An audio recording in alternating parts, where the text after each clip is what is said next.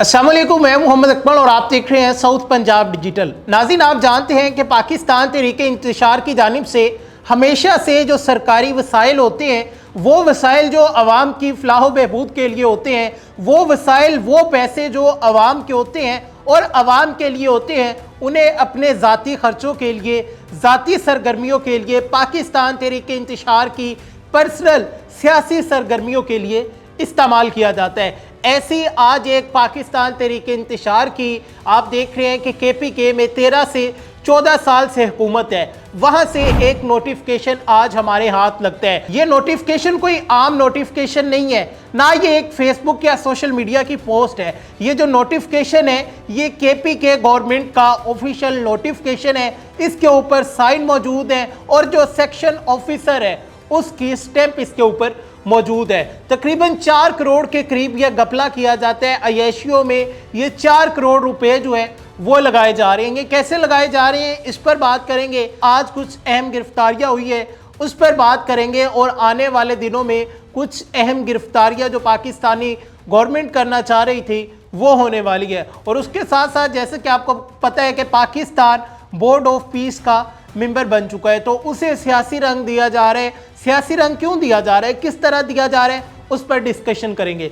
सबसे पहले आते हैं, ये जो 4 करोड़ का घपला किया जा रहा है, ये 4 करोड़ का जो घपला है ये कहां पर हो रहा है। ये 4 करोड़ का जो घपला किया जा रहा है, आप ये नोटिफिकेशन देख सकते हैं स्क्रीन पर। ये नोटिफिकेशन आपको बता रहा है कि ये 4 करोड़ का घपला जो है खैबर पख्तूनख्वा गवर्नमेंट की जानिब से किया जा रहा है। ये 4 करोड़ रुपए जो है ये सेक्शन किए गए हैं जो वहाँ के KPK के वज़ीर आला सुहेल अफरीदी साहब और वहाँ के जो इंफॉर्मेशन मिनिस्टर है, जो वज़ीर इत्तलात है वहाँ के शफी जान साहब, उन्हें ये 4 करोड़ रुपए जो है ये दिए गए हैं। ये 4 करोड़ रुपए जो दिए गए हैं ये किस लिए दिए गए हैं। ये जो ग्रांट दी गई है ये उनके पर्सनल मेकअप के लिए दी गई है कि personal makeup of provincial minister, यानी कि अवामी पैसा और मेकअप वुज़रा का। अवाम मरे और जो वुज़रा है वो मेकअप करे, वो वुज़रा है वो अय्याशिया करे। नाज़रीन, मेरा यहाँ पर ये सवाल है कि KPK वो सूबा है कि जहाँ पर हस्पतालों में अद्वियात नहीं है। सुहेल अफरीदी कल इजलास बुलाती है, उस इजलास में वो कहते हैं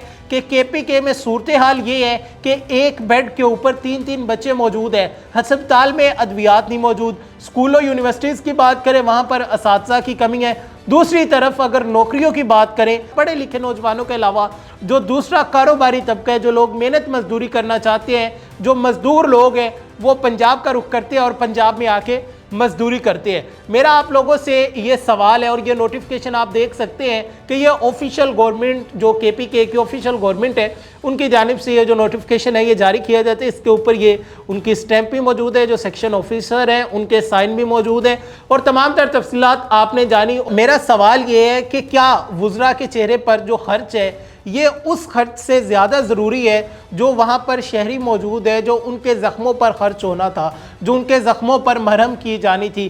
क्या इस टाइम पे ज़रूरी था कि वहाँ पर जो लोग डेली बेसिस पर जो दहशतगर्दी हो रही है हमारी फोर्सेस की जानिब से, जो ऑपरेशंस किए जा रहे हैं उन दहशतगर्दों के ख़िलाफ़, क्यों ये पैसे उस दहशतगर्दी के खिलाफ ना लगाए जाते, या फिर जो लोग उस दहशतगर्दी से इफ़ेक्ट हो रहे हैं उन मजलूम लोगों को दिए जाते, जो लोग उस दहशतगर्दी में ज़ख्मी हो रहे हैं उनके मरहम के लिए इस्तेमाल किए जाते। जो ये पर्सनल मेकअप के लिए 4 करोड़ रुपया सुहेल अफरीदी और शफी जान साहब जो है इन्हें सेक्शन किया जाता है इनकी पर्सनल ग्रूमिंग के लिए, इनके मेकअप के लिए, तो क्या ये ठीक किया गया या फिर ये सरकारी वसाइल जो है हमेशा से जिस तरह इन लोगों ने उनका बेदरेग इस्तेमाल किया है, अवामी दर्द जो है वो इनके करीब से नहीं गुजरता, अवामी हमदर्दी जो है इनके करीब से नहीं गुजरती, इन्हें किसी की आह से डर नहीं लगता कि इक़्तिदार जो है वो सदा का नहीं होता, चंद दिन का होता है। कि अगर आज हम इक़्तिदार में है, अगर आज KPK में हमारी हुकूमत है, तो हमें उस आवाम के लिए कुछ करना चाहिए जिस आवाम ने हमें यहाँ पावर दिलाई है। हमें उस आवाम के लिए कुछ करना चाहिए जो आवाम वहाँ पर नौकरियों के लिए बिलक रही है। हमें उस आवाम के लिए कुछ करना चाहिए जो आवाम वहाँ पर अद्वियात के लिए बिलक रही है, जो आवाम वहाँ पर तालीम के लिए बिलक रही है। आप इस हवाले से क्या राय रखती है कमेंट सेक्शन में लाजमी बताइएगा। आगे चलते हैं, कुछ अहम गिरफ्तारियाँ जो है होने वाली है। कुछ अहम गिरफ्तारियां कौन सी होने वाली है, आपको पता है कि हमारे वज़ीर दाखिला मोहसिन नकवी साहब दिसंबर में बरतानिया जाते हैं। उनकी जानिब से कुछ लोगों के नाम दिए गए थे कि इन लोगों को पाकिस्तान भेजा जाए, पाकिस्तान की जानिब से ये सज़ा याफ्ता मुजरमान है, इन लोगों के खिलाफ हम कार्रवाई करना चाहते हैं। पाकिस्तान के खिलाफ ये गुमराह कुन प्रोपोगेंडा करते हैं और उन पर मुतअद्दिद मुकदमात हैं जिनमें पाकिस्तानी गवर्नमेंट को ये मतलूब है और पाकिस्तान की आला अदालतों की जानिब से इन्हें सज़ा सुना दी गई है। दिसंबर में वो जाते हैं और इन मामलात पर वहाँ पे डिस्कशन हो जाती है। आज जब मैं आपसे मुखातिब हूँ तो आप देखें कि आज 23 जनवरी है, यानी कि तकरीबन एक महीने से पहले भी इसके जो रिजल्ट्स हैं वो सामने आना शुरू हो जाते हैं। इसमें मैं आपको बताऊं, बरतानिया के अंडर सेक्रेटरी ऑफ स्टेट जो है उनकी जानिब से मीडिया से गुफ्तगू की जाती है और वो ये बताते हैं कि मोहसिन नकवी साहब की जानिब से, पाकिस्तान की जानिब से, जो उनके वज़ीर दाखिला है उनकी जानिब से हमें जो रिक्वेस्ट दी गई थी हम उस पर काम कर रहे थे और बहुत सारी शवाहिद जो है वो हमने इकट्ठे कर लिए। अब शवाहिद इकट्ठे करने के बाद क्या होगा, उन्होंने कहा कि पाकिस्तान के साथ हमारे जो बाहमी इश्तराक है वो बड़ा अच्छा है, पाकिस्तान गवर्नमेंट के साथ हमारा जो रिलेशन है वो बड़ा अच्छा है। तो अब ये जो शवाहिद हमारे हाथ लगे हैं तो कानूनी तरीके से इस मामले को देखा जाएगा और आने वाले दिनों में जल्द से जल्द ये जो लोग यहाँ पर मौजूद हैं उनकी तहकीकात की जाएगी और तहकीकात करने के बाद पाकिस्तानी गवर्नमेंट की जानिब से जो प्रूफ उन्हें दिए गए हैं, बरतानिया गवर्नमेंट को जो शवाहिद दिए गए हैं, उनकी बुनियाद पर फिर इन लोगों को पाकिस्तान वापस लाया जाएगा। ये जितने भी भगोड़े वहाँ पर बैठे हुए हैं तो इनका वक्त अब ख़त्म हुआ जाता है, ये पाकिस्तान आएंगे और इन्हें इनके कैफे किरदार तक पहुँचाया जाएगा। जो रियासत मुखालिफ बयानिया ये बनाते रहे हैं, जो अवाम को गुमराह करते रहे हैं, गुमराह कुन बयानिया इन्होंने बनाया, जो पाकिस्तान की अवाम को वर्गलाने की कोशिश की है, ये तमाम लोग वो हैं जो सानिया 9 मई में मुलविस है। ये वो लोग हैं जो अब चाह रहे हैं कि एक और 9 मई हो। रोज़ाना ये अपने सोशल मीडिया पर बैठते हैं और बैठने के बाद जो पाकिस्तानी अवाम है, पाकिस्तान की यूथ है, उसे पाकिस्तानी इदारों के खिलाफ भड़काते हैं, उसे पाकिस्तान के खिलाफ भड़काते हैं कि कोई और सानिया 9 मई हो जाए। लेकिन पाकिस्तान अब एक हार्ड स्टेट है, पाकिस्तान अब अपने अमन पर किसी किस्म का जो कंप्रोमाइज़ है वो नहीं किया जाएगा। इसके साथ साथ जो अहम गिरफ्तारी होती है वो आज इस्लामाबाद में होती है। इस्लामाबाद में ये जो गिरफ्तारी होती है, ईमान मिजारी और उनके जो शोहर हैं उनकी गिरफ्तारी होती है। उन्हें स्रीना होटल के करीब से गिरफ्तार किया जाता है। 3 दिन से वो इस्लामाबाद हाई कोर्ट में बैठे हुए थे गिरफ्तारी के डर से कि हमारी जो गिरफ्तारी है वो ना हो। आज उन्हें गिरफ्तार किया जाता है। ईमान मिजारी और उनके शोर के हवाले से मैं आपको बताता जाऊं कि ये भी इनका केस जो है वो सेम है तकरीबन। ये जो आदिल राजा वगैरह वो थोड़े बड़े मुलजिम हैं तो ये भी उनसे कम नहीं है। ये जो तमाम तर BLA और दूसरी कलअदम तंजीमें हैं ये उनके हवाले से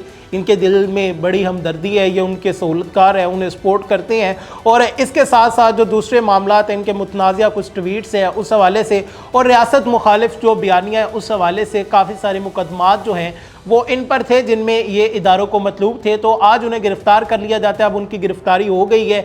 मज़ीद आगे देखते हैं कि अब क्या इस हवाले से अपडेट आएगी। जो भी अपडेट आएगी वो हम आपके साथ शेयर करेंगे। हम पाकिस्तान के अमन में खलल डालने की कोशिश करेगा या फिर पाकिस्तान के अमन को अगर सबोताज करने की कोशिश की जाएगी उस पर कंप्रोमाइज़ नहीं किया जाएगा। क्योंकि कौम यूथ की जानिब से एक और प्रोपोगेंडा जो है वो शुरू किया गया है।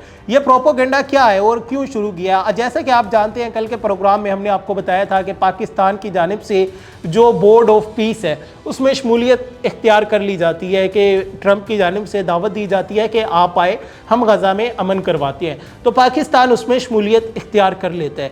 जब पाकिस्तान उसे शमूलियत इख्तियार कर लेता है, पाकिस्तान की उसमें शमूलियत इख्तियार करने के बाद जो पाकिस्तान तहरीक इंतशार है उनकी जानिब से इसे सियासी रंग दिया जाता है।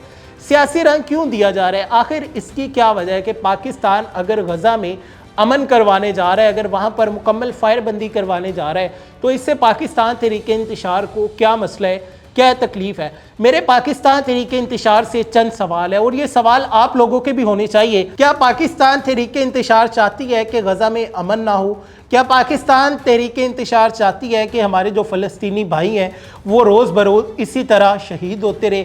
क्या पाकिस्तान तहरीक इंतशार ये चाहती हैं कि गज़ा में इस टाइम पे जो मलबे के ढेर मौजूद है वो मलबे के ढेर वैसे ही वहाँ पर मौजूद रहें, वहाँ पर तामीर नो ना हो सके? क्या पाकिस्तान तहरीक इंतशार चाहती है कि वहाँ पर जो बच्चे मौजूद है, जो ख़वातीन मौजूद है वो भूख इफलास से मर जाए, वहाँ पर जो बच्चे और ख़वातीन मौजूद है वो बमबारी से मर जाए, वहाँ पर मुकम्मल जो फायरबंदी है वो ना हो सके, वहाँ पर कंप्लीट सीज फायर जो है वो ना हो सके? क्या पाकिस्तान तहरीक इंसाफ चाहती है कि फ़लस्तीनी रियासत का हमेशा से जो एक ख्वाब देखा जाता है वो ख्वाब कुचला जाए?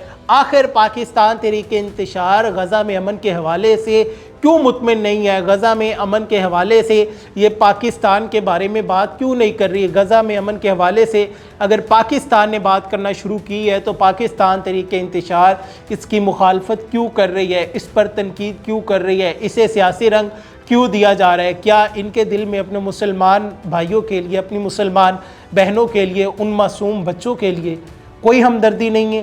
क्या ये नहीं चाहते बोर्ड ऑफ पीस कामयाब हो जाए, गज़ा में अमन हो जाए? ये लोग इस तरह इंतशार क्यों फैला रहे हैं? इसे सियासी रंग क्यों दिया जा रहा है? कमेंट सेक्शन में लाजमी बताइएगा। अपने मेज़बान मोहम्मद अकमल को दीजिए इजाज़त। अपना बहुत सारा ख्याल रखिएगा। दोबारा मुलाकात होगी। अल्लाह निगहबान।